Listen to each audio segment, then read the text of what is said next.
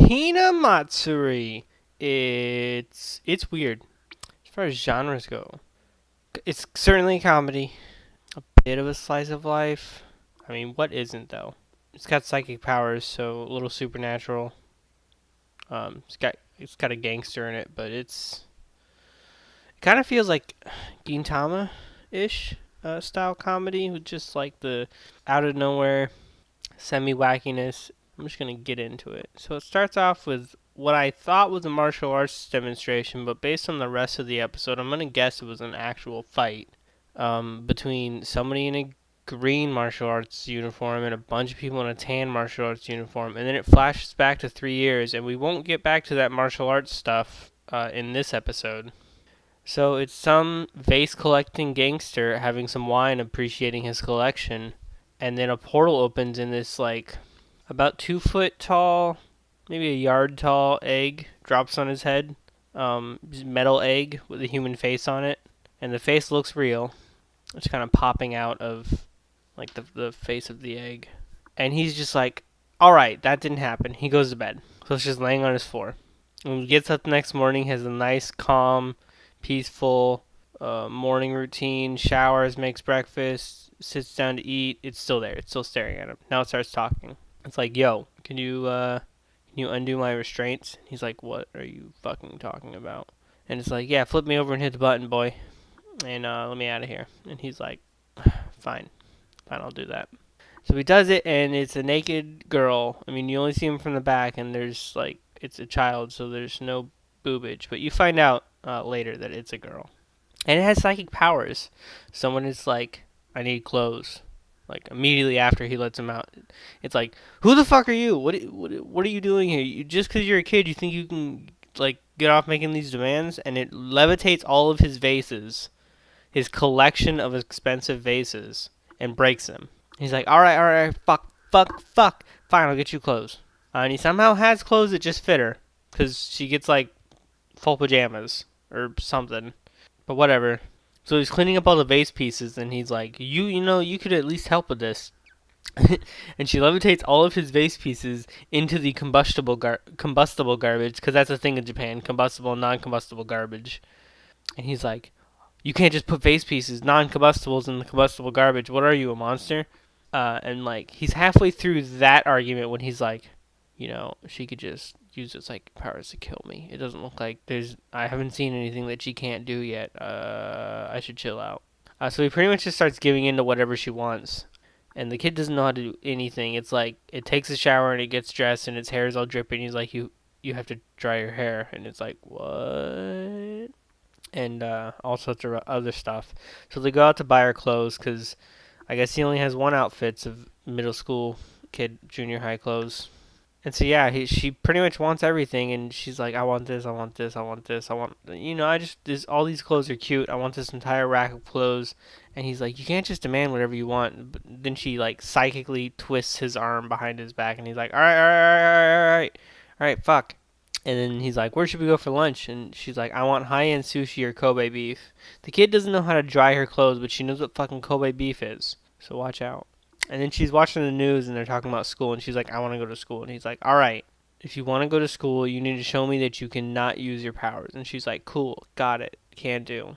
So she goes to school, and while she's at school, he's meeting his fucking mob boss. And the whole time he's just thinking about, holy shit, what happens if something goes wrong at school? Like, is this gonna track back to me? I'm fucked. And the boss is like, they're talking about some serious shit, and he's just sitting there contemplating, and he's like, "Look at how calm Nita is. You should be more like him."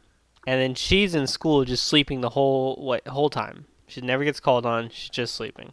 And then some girl comes and takes care of her, and she makes the same joke that the dude made earlier, the gangster made earlier. She's like, she's wiping like drool off of her face, and she's like, "Why do I feel like a caregiver right now?"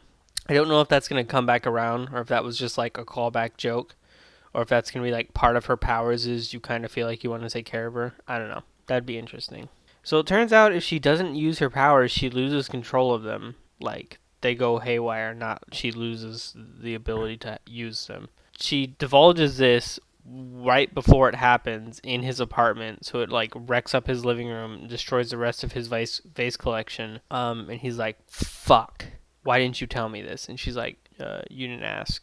I was just following your instructions not to use them. And she's been laying hints this whole time that like he's not like the other grown-ups she's known. When she did something wrong, he didn't like scold her too hard or punish her. And when she's just sitting there and he's not giving her like orders all the time, so she's like, he's just letting me do whatever I want, and he's not really punishing me when I do something that he doesn't like. What's going on here? This is a weird grown-up. So it seems like she definitely comes from somewhere where she's, I don't know, more of a thing.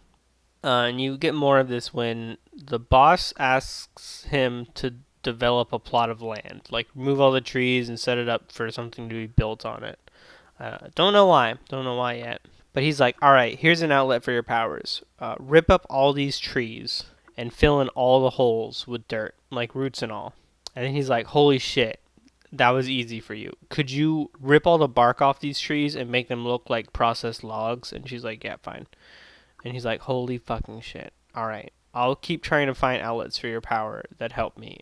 And he's like, this was easy. And then she's like, I've seen that look in an adult's eyes before. You just want to use me for my powers. And he's like, well, hold on now. I've been taking care of you, and you just did something to help me, and I'm happy that it's a mutual thing now. But on the way back home, turns out the boss got shot. He's got rushed into the thing, and he wants to take her home, but she doesn't want to go home. She twists his arm again, and then he shows up with the brat, and then the like underboss is like, your fucking boss got shot, and you couldn't even take care. You couldn't even. Why are you bringing a kid here? He's like, she wanted to come, and then he's like, you can't even control a kid? What's wrong with you? I know you're the boss's favorite, but you're looking like a piece of shit right now.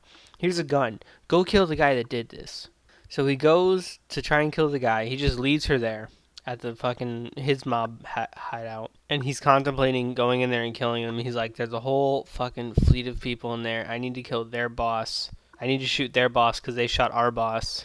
This is gonna be impossible. And then she pops up in the back seat, and he's like, holy shit, what the fuck? What are you doing here? Oh my god. And yeah, it kind of leads into this interesting thing where she's like, are there any enemies in there? And he's like, what? She's like, they're enemies. Like, there's somebody in there that you don't like. Do you want me to kill them? And he's like, what, are you fucking crazy? Are you mental? What's wrong with you? No, I don't want, this isn't your problem. I don't want you to kill them. But she decides to do it anyways because she's like, look, dude, you're the first grown-up to treat me like not a tool. She doesn't say it in those words, like, but you can tell that that's what it means. She's like, you're the first grown-up to treat me like not always giving me orders and all this stuff. I like you, Nita. She goes in and she just walks inside and just starts throwing people and things out the fucking window. And she ends up walking outside with like the main dude just hovering behind her. And she's like, is this the boss?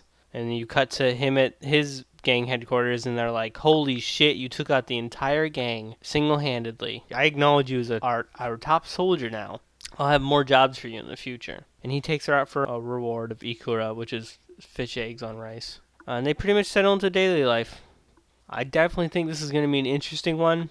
Like I said, I can't really think of anything like it. Yeah, I'm going to watch it. I recommend you give it a shot. If it's not your thing, you'll know after the first episode. It's not your kind of comedy. We don't really know what was going on with that martial arts girl in the beginning, but that was like, I don't know if they're pulling. I see it going one of two ways. They could either pull a Gungrave, where like in Gungrave, the first half of the first episode is the present, and then in like by the first half of the first episode, they start going into a 17 episode backstory. Like they just start in media res, like in the middle of the story, and then it jumps to the real beginning of the story. And by the time you get back to the point where they started, you forgot that they started not at the beginning, which Gurren Lagann does as well. They start at like practically almost the end. And then by the time you get to where they started, you're like, oh shit, I forgot all about this. Or they could like give us a little bit more of where they started with the martial arts stuff at the beginning of every episode, and I think that'd be cool. I see it going, either the first way or the second. Like I said, I'm gonna watch it. It's definitely got my interest. I like the characters. I like this gangster dude. I definitely want to know like what's going on with Hina, the psychic girl. Because she comes out of a portal in this weird techno egg thing. So it's like, and the martial arts girl, like the last thing she says at the very beginning before it flashes back to 3 years ago is, "I'll save you, Hina." So it's like, are these people aliens, like from a different world, or is this like some high tech sci-fi shit and she busted out of a science lab somehow? Is it her power to use portals? Like, is she not just psychic? Does she have portals too? You know, those kinds of questions. So yeah, I'm gonna watch it, and I think you should too. Peace out.